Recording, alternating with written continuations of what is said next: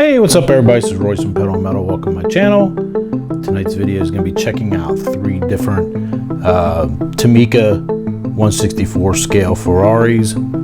Actually, I shouldn't say there's 3 different ones. It's the Testarossa and the F40. It's probably like my 2 favorite Ferraris of all time.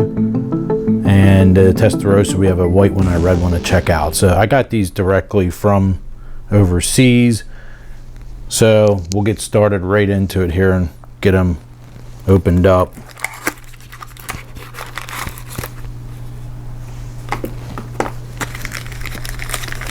I'm a pretty big fan of Tomica stuff, or Tommy as they were sold in the United States when I was a kid. A lot of stuff was sold as Tommy, and I always thought they always seemed a little bit higher quality to me than Matchbox and Hot Wheels. Even as a child, I thought there's something about them, their appeal, they just seemed to be higher quality.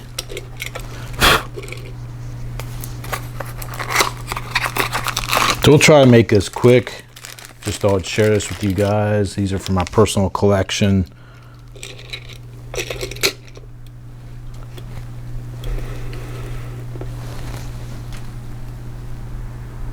There's another fly here flying around. That's nice.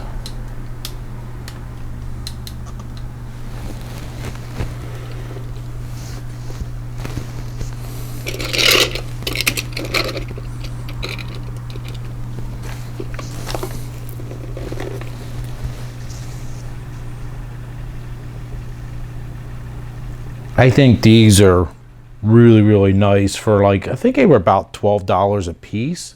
Something like that. I mean, that's even with shipping included. They weren't bad. I know none of them were over $15, I don't think. Now, I know they have the Neo or whatever, that one top of the line F40 is that gets all the rave reviews, but I couldn't find one. I wanted to get one of them to review, and I still wouldn't mind getting one sometime, but I couldn't find one for under $150, I think, at the time. So the standard one looks pretty good. The only thing I saw right off the bat is I don't like the wheels, are pretty cheesy on it, but we'll stop and take a look at each one of them. The Testarossa, from what I saw just initially here pulling it out of the baggies, they're absolutely top notch.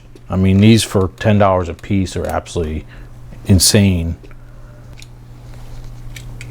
From what I've seen so far, what my initial impression of these are, the Testarossa, like the wheel design itself is like, it's spot on.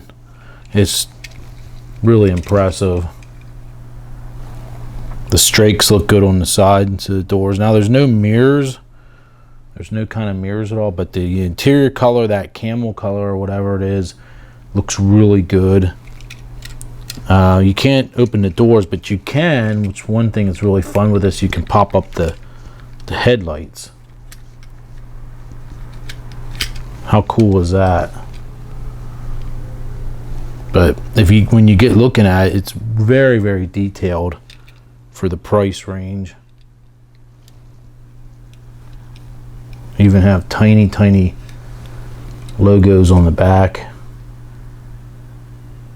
If I can get my camera to focus, I think you can see right there. It says Testarossa, little Ferrari logo on the top side. We got the prancing horse in the middle, black on black.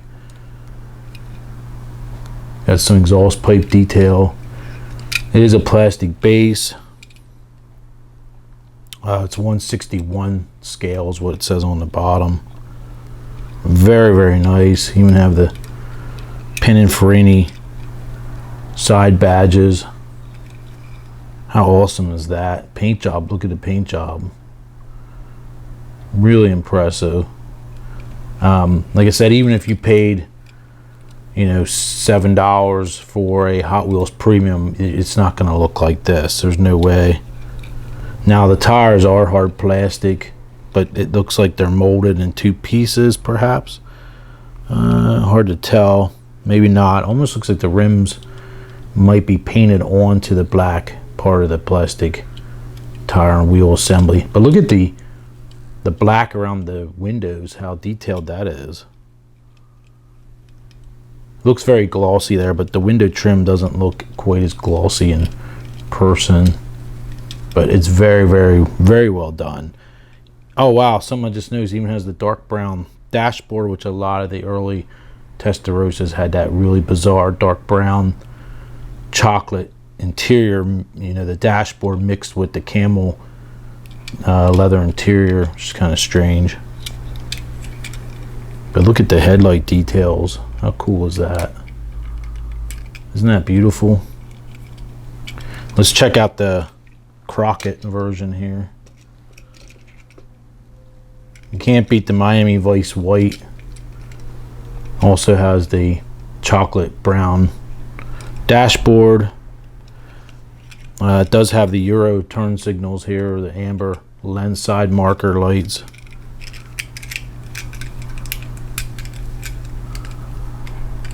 Very cool. Beautiful. Now that one has the Prancing Horses silver, right? And this one, oh, this one might have, I guess the red one had it too. I thought it was black on black from the angle when I was sitting here looking at it. Very, very cool. Nicely done. Beautiful job. So let's check out the F40. We're gonna leave the headlights up on this one, and we'll put the headlights down on the red one. So the F40, like I said, the wheels are let down on it, but they could be changed. They could be swapped out pretty easily. I know the Neo one version, the $100 on-up version, is a lot nicer, they said, from what I understand, than this one. But still, I think for $12, I think I paid $12 or $15 for this. I mean, you can't beat it. It's incredible. I just wasn't in the $150 buying mood for a little F40 at the time when I was looking into getting a Neo to review. The seats look good inside.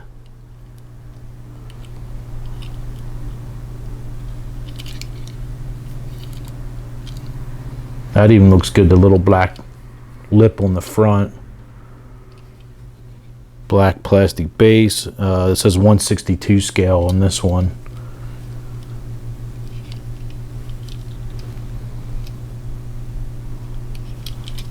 Very, very nice. I think for the money, like I said, the wheels were a let down on it, but very cool. That freaking fly flying around here is driving me nuts. So, all right. Oh, now it's in my hair. Get out of my hair, fly. Ow! Get away. Get away, fly. All right. So we'll take a look at. We'll spin them around. I'll get some pictures for Instagram. Check me out there if you're not already on Instagram. So how about those? Aren't they cool? What do you guys think of them? Now, I had ordered a few Tomicas in the past, like the Lancia Stratos. Was really well done. I think I have a review of that versus the Hot Wheels version. And of course, it makes the Hot Wheels one looks like someone made it out of clay in high school class or something while smoking pot earlier.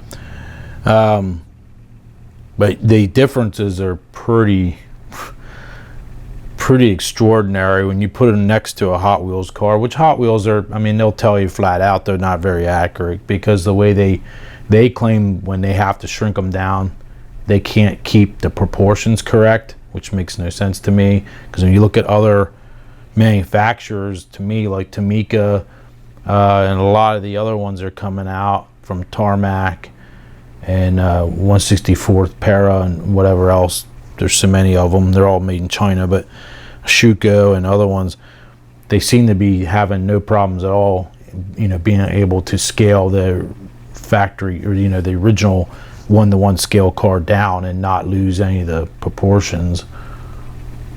But that's something Hot Wheels has always tried to say. I don't know if that's an excuse or what, but they'll try to tell you that it's almost impossible to get the proportions correct. That's why they have to hire cartoon artists and other conceptual artists to help restyle the casting at a smaller scale. So there you go. Thanks for watching. If you like us, you're not a subscriber, be sure to subscribe, hit the bell for notifications, all that good stuff. I'm trying to keep this here under 10 minutes. I think I just hit the 10-minute mark. So until next time, I'll see you guys later. You guys have a good night. See you soon. Oh, post down below what you guys think. Do you have a favorite of these three? What do you guys think of them? All right. Have a good night. Bye now.